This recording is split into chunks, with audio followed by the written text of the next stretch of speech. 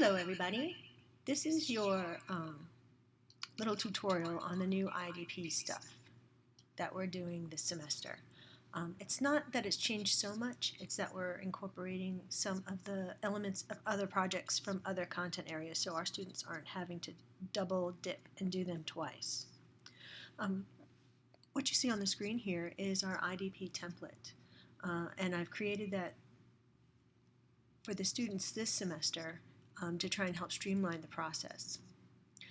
So we're just going to go through it quickly, and you'll see some of the new elements.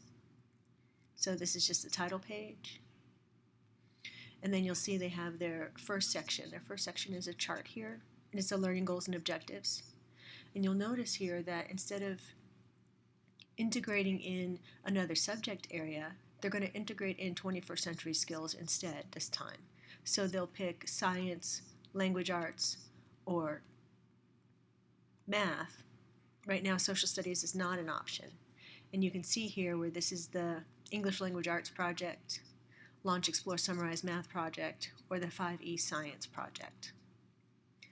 The students will pick either one or two standards from there, and then they're going to integrate in 21st century skills. And this is pretty much very much the same as it always has been. The students will need to list the standards, then they'll have to list those standards in ICANN student-friendly terms, and they'll have to identify the vertical alignment. What did the students learn last year about this or the year before, and what will they be learning next about this? The next part of the new IDP is the background knowledge and experience. And this is a little different than it has been in the past. There's not quite so much data that we need. Here the students are going to collect just the essentials. They'll give every student a number. They'll probably talk to you a little bit about what achievement and developmental data you have for those students. And I told them just to do on grade level, above grade level, or below grade level. You might have seen your students that in your classrooms beginning to give their students some inventories, interest inventories. We're trying to find out their strengths or interests. What do they like to do? What are they good at? Also, they've been asked to note any exceptionalities in students, and this is both things that are labeled and things that are not labeled. It could be that the student's left-handed, the student's extremely shy, the student, is very tall. And then here they're asked to think about collaboration. So who can they collaborate with in the school to help them think of ways to make accommodations for students?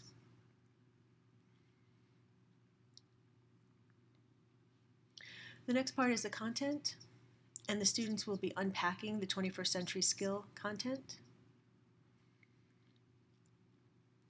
And they'll be planning the assessment for students. Here's where it's quite different. The reading class, the math class, and science class.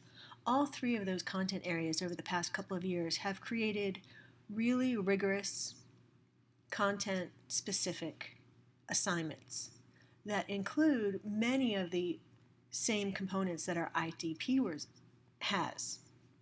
So what students will do, instead of writing all the separate lesson plans like you've been getting, is that they will just insert their assignment from that course. Now they will choose if they want to do the English Language Arts, the math, or the science, and they can negotiate that with you. They'll just insert that in, and you'll notice here that they'll only insert one of those projects, and students will only be teaching 3 lessons this semester. The 5E is going to be streamlined into 5 lessons. The language lesson is 3, the math will be 3, and we should expect 3 lessons from those students. Now, there's some things that are important in the IDP that are not in these projects. And so those are additional procedures that the students will need to fill out and put into their IDP in addition to their project.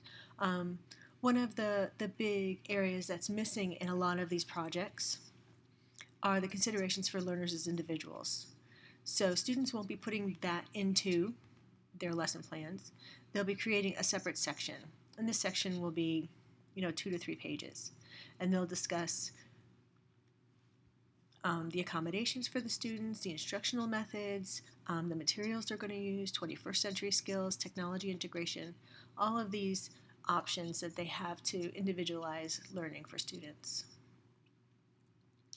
The other information that is not in the other content area assignments is a management plan. And that's very important, especially since this class is about classroom management and instruction. So students will, again, create a management plan for their IDP when they're teaching. They'll talk about how they're going to group students. They're going to talk about how they're going to manage behavior. What proactive strategies will they use? What positive response strategies will they use? Incentives and rewards and logical consequences. And then the last two parts of the IDP are pretty much the same as they've always been. It's an analysis of student learning, where students will look back on the data that they've collected from their lessons, and they'll make some conclusions and some inferences about their impact on student learning. And then the last part is the same as it's always been, is the reflection on teaching and learning. And here students will just write a general narrative about their experience. Okay, so this template I sent to you the beginning of the semester. I can send it again if you want me to. Just give me an email, and I'll be happy to do that. Your students also have access to this template as well. So just know that the IDP content is very much the same, but the format for it has changed a little bit. And we'll talk more about that as it starts to involve you looking over lesson plans and things like that. We'll talk about what the expectation is for that. So anyway, I hope this helped, and please don't hesitate to email me or call me if you have any questions. Thank you.